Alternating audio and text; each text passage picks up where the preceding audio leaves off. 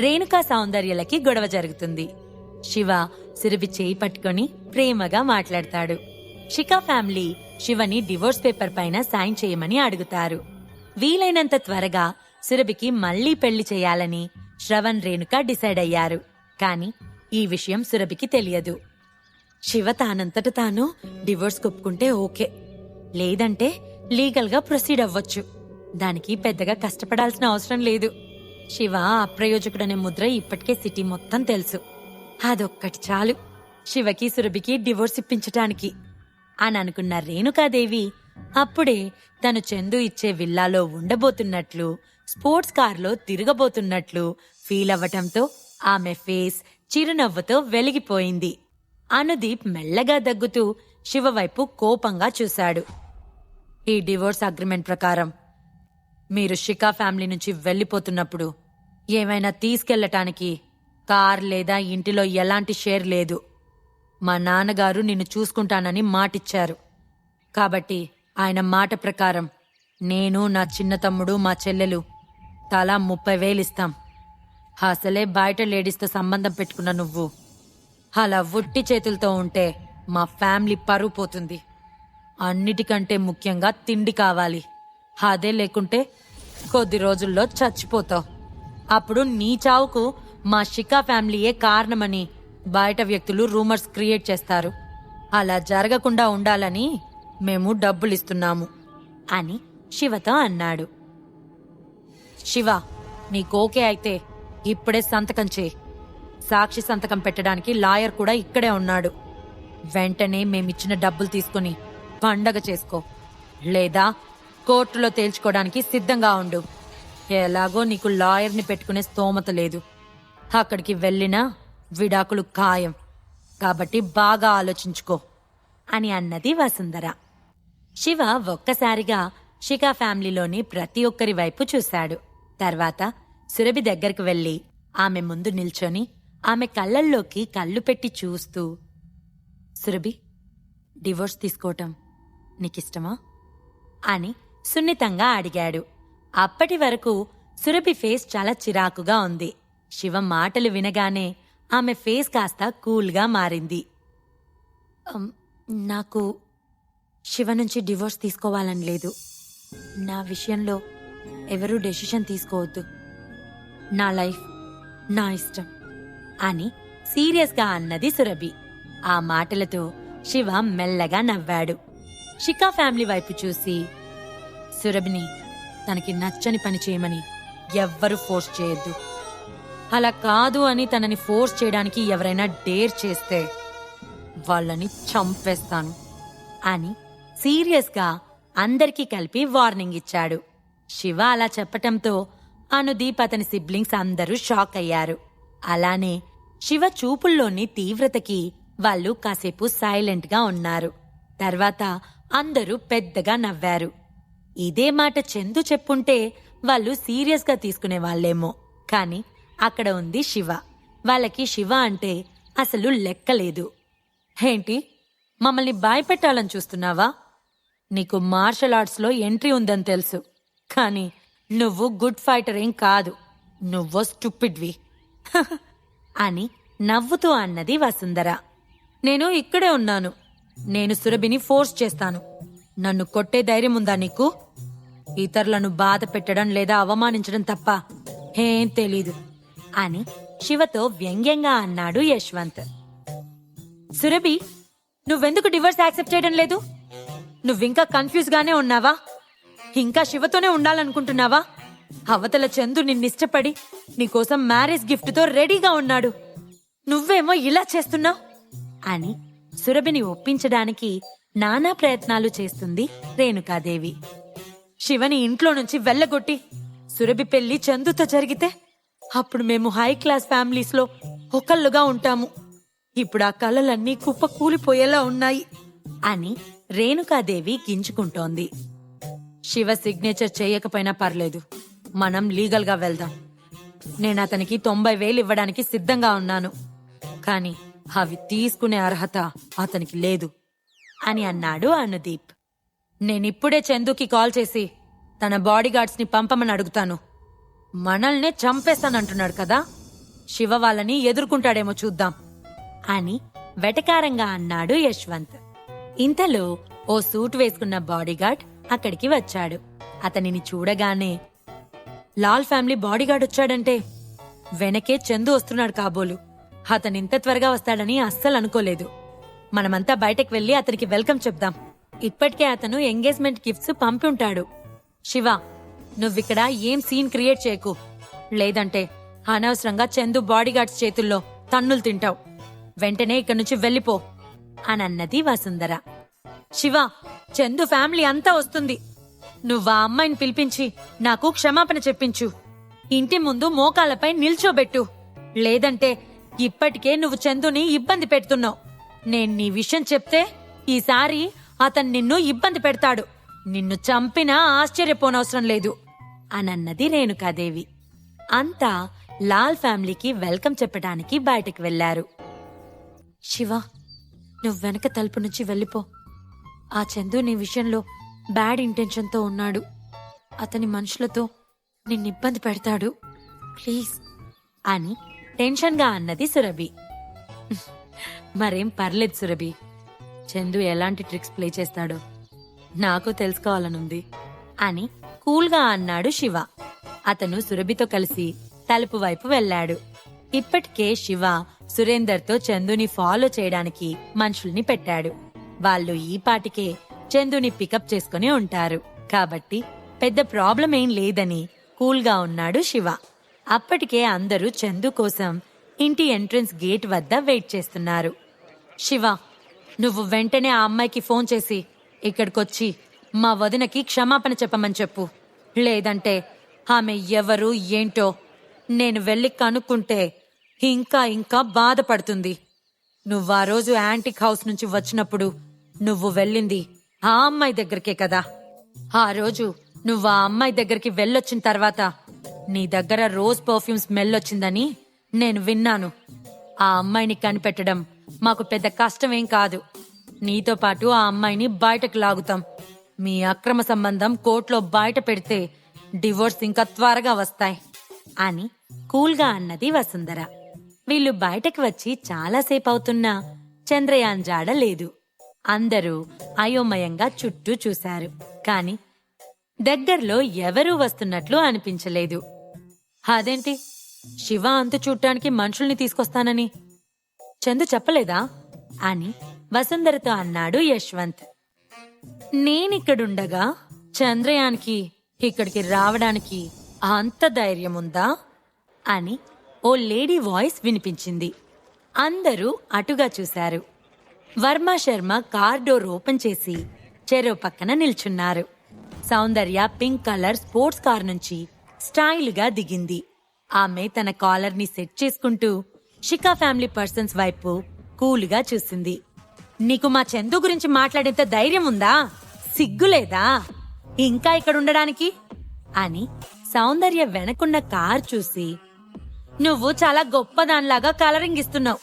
మమ్మల్ని భయపెట్టడానికి ఆ కార్ రెంట్కి తెచ్చుకొనుంటావు. ఇందాక నేను చెప్పాను కదా నన్ను నెట్టేసిందని, అది ఈ అమ్మాయే. మన ఇంటికొచ్చి నన్నే కొట్టడానికి ధైర్యం చేసింది. ఇప్పుడు మన ముందే ఉంది, మన పవర్ ఏంటో చూపిద్దాం అన్నది రేణుకాదేవి. అప్పటికే సౌందర్య వైపు షాక్ అయి చూస్తున్న వసుంధర మొహం పాలిపోయింది. Shut up your mouth. ఆమె ఎవరనుకుంటున్నావు? లాల్ ఫ్యామిలీకి చెందిన ఏకైక వారసురాలు. నువ్వు తనని నోటికొచ్చినట్టు అన్నావో నీకు చావు ఖాయం అని అన్నాడు సౌందర్య బాడీగార్డ్. నీకు దండం పెడతాను, నన్నేడిపించుకు, ఇంకేం మాట్లాడకు అని మెల్లగా రేణుకకు మాత్రమే వినిపించేలా వసుంధర అన్నది. ఏంటి, తను లాల్ ఫ్యామిలీ వారసురాలా అని రేణుకాదేవి షాక్ అయింది. నమ్మలేనట్లు సౌందర్య వైపు చూసింది. ఇదెలా పాసిబుల్ అయింది? ఈ అమ్మాయి శివతో బయటుంది కదా. ఆ రోజు శివ నుంచి వచ్చిన రోజ్ పర్ఫ్యూమ్ కూడా ఆ అమ్మాయిదే. ఇంతకు ముందు నేనది గమనించాను. లాల్ ఫ్యామిలీ వారసురాలకి శివతో ఏంటి పని? ఆమె శివకెలా తెలుసు అని ఆలోచిస్తోంది రేణుకాదేవి. సౌందర్య, నువ్వెప్పుడొచ్చావు ఇక్కడికి? నేను నిన్ను చూడక చాలా రోజులైంది. హౌ ఆర్ యూ అని నవ్వుతూ సౌందర్య దగ్గరకు వెళ్ళింది వసుంధర. సౌందర్య, వసుంధర ఇద్దరూ లాల్ ఫ్యామిలీకి చెందిన వారే, కానీ హోదాలో చాలా డిఫరెన్స్ ఉంది. సౌందర్య లాల్ ఫ్యామిలీ పెద్ద కొడుకు, ఏకైక కూతురు. ఆమె పవర్, స్టేటస్ చందు కంటే చాలా ఎక్కువ. సౌందర్య తండ్రి లాల్ ఫ్యామిలీకి బాస్. వాళ్ళతో పోలిస్తే వసుంధర భర్త మోహన్ లాల్ దేనికి పనికిరాడు. వసుంధర ఆంటీ, నీకు నన్ను సౌందర్య అని పిలిచే హక్కు నీకుందా అని సీరియస్గా వసుంధర వైపు చూస్తూ అన్నది సౌందర్య. ఐఎమ్ సో సారీ, మిస్ సౌందర్య అని పిలవాలి అని లేని నవ్వులు తెచ్చుకుంటూ అన్నది వసుంధర. ఆమె బయట ప్రపంచంలో చాలా షో చేయగలదు, కాని సౌందర్యని కలిసినప్పుడు వసుంధర పరిస్థితి, లాల్ ఫ్యామిలీలో ఓ మేడ్ పరిస్థితి ఒక్కటే ఉంటుంది. నువ్విప్పుడు మాట్లాడిన మాటలు నేను విన్నాను. నేనెవరో కనుక్కొని నన్ను శిఖా ఫ్యామిలీ ముందు మోకాళ్ళపై నిల్చోబెడతావా? నాకు శివతో ఇల్లీగల్ రిలేషన్షిప్ ఉందని క్రియేట్ చేస్తావా అని వసుంధరని క్వశ్చన్ చేసింది సౌందర్య. ఆమె అవే మాటలు ఇంతకుముందు రేణుక నుంచి విన్నది, కాని శివ కోసం రేణుకని వదిలేసింది. ఇప్పుడు వసుంధరని వదిలిపెట్టడానికి సౌందర్య సిద్ధంగా లేదు. వసుంధర మాట్లాడిన ప్రతి మాట సౌందర్య విన్నది. సౌందర్య అడిగే ప్రశ్నలకి వసుంధర ఫేస్ పాలిపోయింది. ఆమె నుదిటికి పట్టిన చెమటలు తుడుచుకుంటూ, ఈ సౌందర్యకే శివ తెలుసని నేనస్సలు ఊహించలేదు అని అనుకొని, మిస్ సౌందర్య, ఇదంతా మిస్అండర్స్టాండింగ్. మీరు శివ ఫ్రెండ్ అని నేను అనుకోలేదు. ఐఎమ్ సో సారీ అని అంటున్న వసుంధర మాటలకు అడ్డుపడుతూ, ఇదంతా కాదు కాని ఒకసారి నీ ఫేస్ చూపించు అని సీరియస్గా అన్నది సౌందర్య. ఆ మాటతో వసుంధర షాక్ అయింది. మిస్ సౌందర్య, ఇది కరెక్ట్ కాదు. శిఖా ఫ్యామిలీ ముందు మన ఫ్యామిలీ పరువు పోగొట్టుకోవడం మంచిది కాదు. ఏమైనా ఉంటే ఇంటికెళ్ళాక చూసుకుందాం. ఇలా జరిగితే మీ తాతయ్య గారు కూడా ఫీల్ అవుతారు, ప్లీజ్ అని బతిమాలింది. అప్పటికే వసుంధర మొహం పాలిపోయింది. సౌందర్యకి ఇంత కోపం వస్తుందని వసుంధర అస్సలు అనుకోలేదు. నిజానికి వసుంధర లాల్ ఫ్యామిలీలో వ్యక్తిని పెళ్లి చేసుకున్నప్పటికీ ఆమెకి సౌందర్యతో పెద్దగా పరిచయం లేదు. సౌందర్య కోపం, షార్ట్ టెంపర్ గురించి అన్నీ వసుంధర విన్నది. ఈ తప్పు తను తెలిసైతే చేయలేదు. నీకర్థం అవుతుందా నేనేం చెప్తున్నానో? నీ మొహం చూపించు అని సీరియస్గా అన్నది సౌందర్య. మిస్ సౌందర్య, నేనేం చేసినా ఇప్పటికీ నేను మీ ఆంటీనే.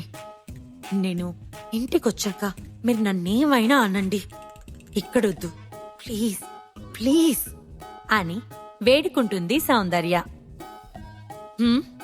నువ్వు మా తాతగారి పేరు చెప్పి నన్ను బెదిరించాలి అనుకుంటున్నావా?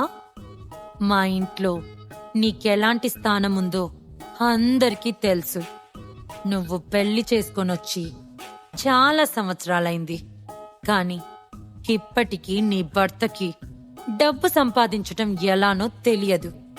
కనీసం మీకు తిండి పెడుతున్నందుకు ఫ్యామిలీకి ఏమైనా హెల్ప్ చేయటం కూడా తెలియదు. నువ్వు, నీ భర్త నా ఫ్యామిలీకి అదనపు భారం. నీ భర్తకి ఇప్పటికే 40 సంవత్సరాలు, కాని మా తాతయ్య రోజువారీ ఖర్చులకి ఇస్తే తప్ప అతని దగ్గర డబ్బులుండవు. మా నాన్నని ఎలా కూల్చేసి డబ్బులు వసూలు చేయాలో మీ ఆయనకి బాగా తెలుసు. ఆ డబ్బుతో రోజంతా లేడీస్తో తిరుగుతూ అక్రమంగా సంతానాన్ని కూడా కన్నాడు. బయట అక్రమ సంబంధాల వల్ల ఎన్నోసార్లు పరువు పోగొట్టుకున్నాడు. అసలు మా తాతయ్య పేరు చెప్పి నన్ను బెదిరించేంత ధైర్యం ఉందా నీకు అని వసుంధర మొహం మీద చేయి పెట్టి మరీ తిడుతూ ఉంది సౌందర్య. వసుంధర మొహం ఎర్రగా అయింది. తలదించుకుని కుమిలిపోతోంది. ఎదురు మాట్లాడే ధైర్యం లేదు. ఎదురు మాట్లాడితే వాళ్ళు రోడ్డు మీదకి వస్తారు. తన పుట్టింటి వాళ్ల ముందు తనని, తన భర్తని అంతలేసి మాటలంటుంటే భూమిలోకి కూరుకుపోవాలనిపించింది వసుంధరకి. లాల్ ఫ్యామిలీ పేరు చెప్పుకొని తన గొప్పలు పోవడం తప్ప లాల్ ఫ్యామిలీలో అసలు వీళ్ళని మనుషుల్లానే చూడరు. ఇప్పటి తరం పిల్లలు కూడా వీళ్లను అస్సలు లెక్క చేయరు. అనుదీప్, యశ్వంత్ వసుంధర వైపు అసహ్యంగా చూశారు. వసుంధర తన ఇంట్లో తనదే పెత్తనమన్నట్లుగా చెప్పేది. కాని ఇక్కడ పూర్తి విరుద్ధంగా ఉందని అక్కడ ఉన్న అందరికీ అర్థమైంది. నా సహనాన్ని పరీక్షించకు. నేను చివరిసారిగా చెప్తున్నాను, నీ ఫేస్ చూపించు అని అన్నది సౌందర్య. వసుంధరకి ఇంక చేయటానికి ఏం మిగల్లేదు. ఒకవేళ ముసలాయన చనిపోతే వీళ్ళు సౌందర్య తండ్రి కళ్యాణ్ లాల్ దగ్గర చేయి చాచాలి. అప్పుడు మొహం చెల్లాలంటే ఇప్పుడు సౌందర్య ముందు తల దించాల్సిందే. నన్ను క్షమించండి మిస్ సౌందర్య. నేను తప్పు చేశానని నాకు తెలుసు. ఈ విషయాన్ని మీరు హార్ట్ఫుల్గా తీసుకోవద్దు, సరేనా అని నవ్వుతూ సౌందర్యని కూల్ చేయబోయిన వసుంధర మొహంపై లాగిపెట్టి ఒక్కటి కొట్టింది సౌందర్య. ఆమెను కొట్టిన శబ్దం అందరి చెవుల్లో మారుమోగింది. వసుంధర మొహంపై సౌందర్య చేతి గుర్తులు ఎర్రగా కనిపిస్తున్నాయి. వెంటనే తన మొహానికి చేతులు అడ్డు పెట్టుకుని ఏడుస్తోంది వసుంధర. ఆంటీ, చేతులు అడ్డుతీ అని అరిచింది కోపంగా సౌందర్య. మిస్ సౌందర్య, ప్లీజ్ నన్ను వెళ్ళనివ్వండి. నా తప్పుని ఒప్పుకుంటున్నాను కదా, ఇక నన్ను వదిలేయండి ప్లీజ్ అని బతిమలాడింది వసుంధర. అయినా సౌందర్య ఏమాత్రం వదిలిపెట్టలేదు. వసుంధర మొహంపై మళ్లీ కొట్టింది. అలా 10 సార్లు పైగా తన కోపం తగ్గేదాకా వసుంధర ఫేస్ పై కొడుతూనే ఉంది సౌందర్య. అప్పటికి వసుంధర మొహం బాగా ఉబ్బిపోయి నల్లగా కమిలిపోయింది. వసుంధర ఆంటీ, చూడు, ఇవే మాటలు నేను కనుక వేరే ఎవ్వరి నోటి నుంచైనా విని ఉంటే ఈ పాటికి వాళ్ళని చంపేసేదాన్ని. నా ఫ్యామిలీకి చెందిన నువ్వు కాబట్టి చెంపదెబ్బలతో వదిలేశాను.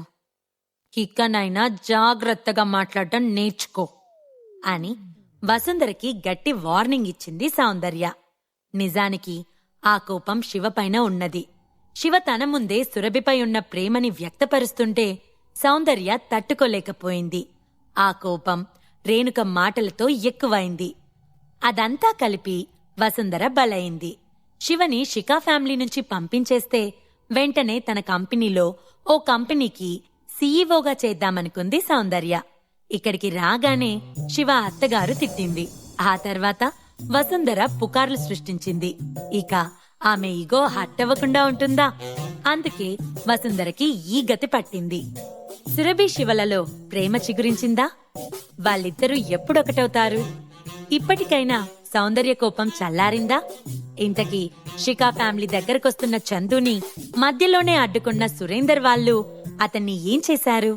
ఈ ప్రశ్నలకు సమాధానాలు తెలుసుకోవాలంటే నెక్స్ట్ ఎపిసోడ్ వినాల్సిందే. క్రింద ఇచ్చిన లింక్ ని క్లిక్ చేసి పాకెట్ ఎఫ్ఎం యాప్ ని ఇన్స్టాల్ చేసుకోండి. Stay tune to pocket FM.